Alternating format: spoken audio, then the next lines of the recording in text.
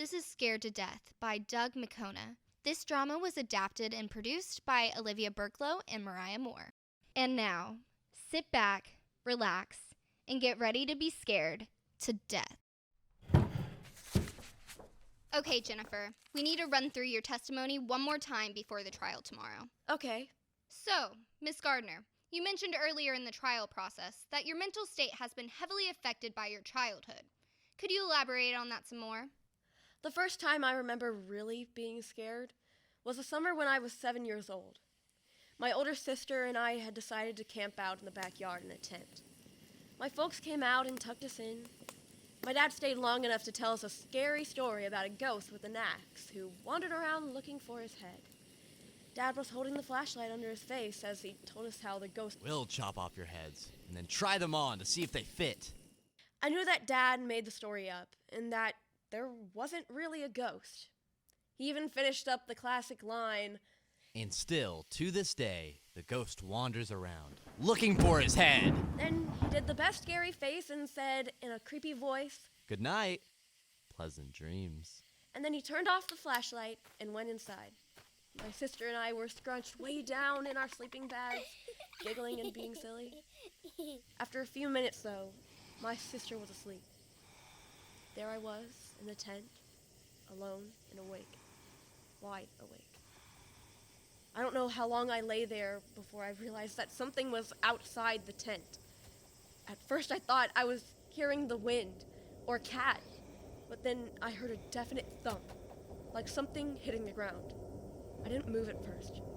I just froze and listened. Every few seconds I would hear the thump, and it was getting closer to the tent.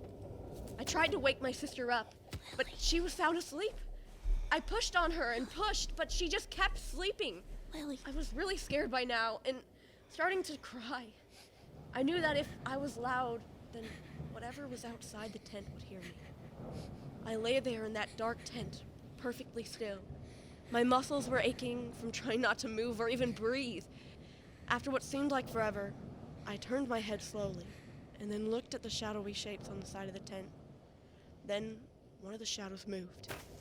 Not like a dog or a cat, but like someone who was squatting down low, trying to be hidden. I took a deep breath and let out a scream that I didn't expect. I screamed and screamed and screamed. My sister woke up, screaming at the top of her lungs. There we were, two scared little girls, screaming as loud as we could. Me screaming because there was something outside the tent, and my sister screaming because there was someone inside the tent screaming. My mom came running out the door with a flashlight, and she was screaming loudest of all.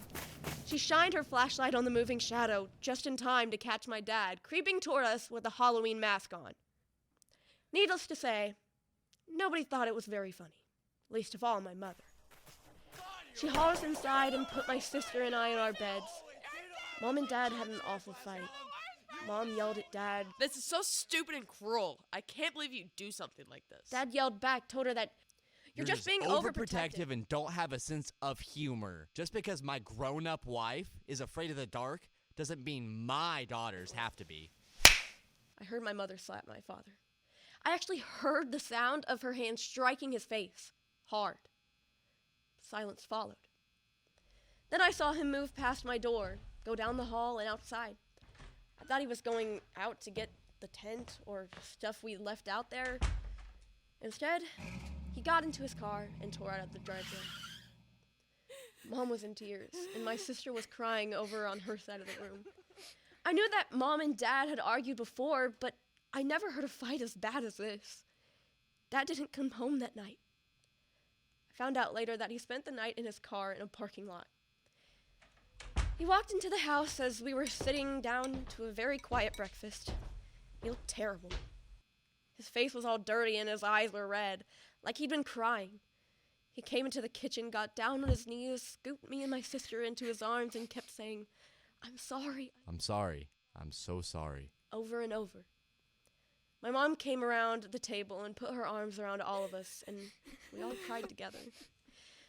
My dad promised never to scare us again, and he never did. And none of us ever talked about that night. Until now. But I've always been afraid of the dark since that night. As a teenager, I began to have strange dreams. Sometimes I would dream that I had an axe and that I was wandering around looking for a victim. Come on, it's just an axe. In other dreams, I would be running from a figure that was chasing me. Go away. And I would trip over something, look down, and see my head on the ground.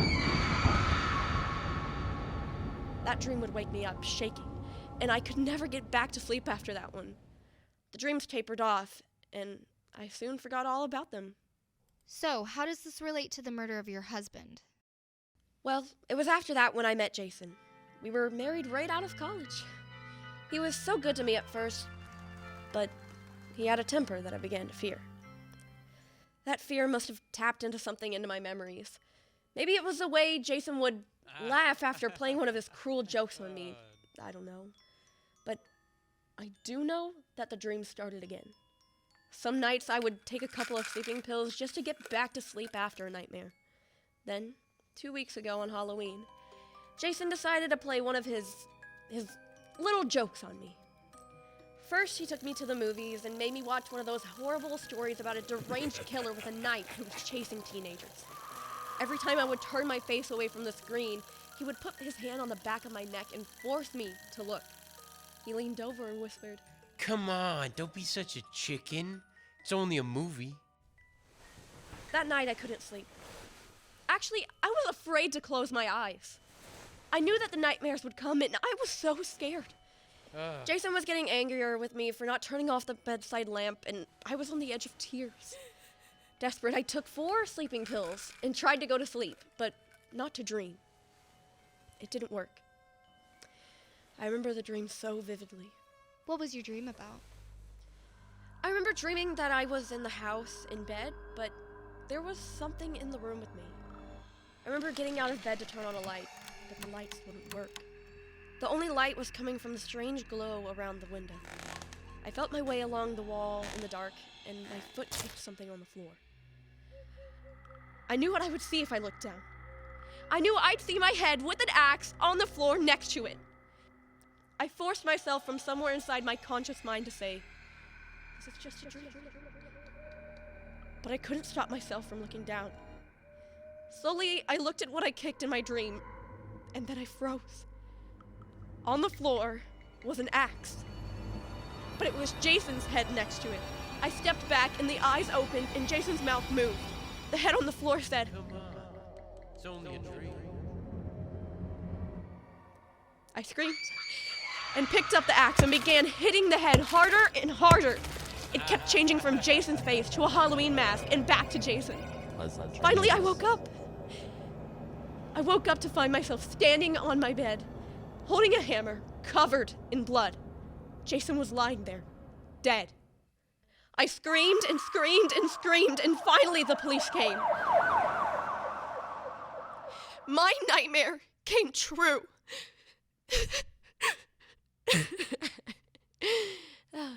Do you think the jury will buy that story? That's right. The poor little girl who was traumatized as a child can't be blamed for turning into the poor adult who killed her no-good husband. The jury will eat it up. I think it could use some work.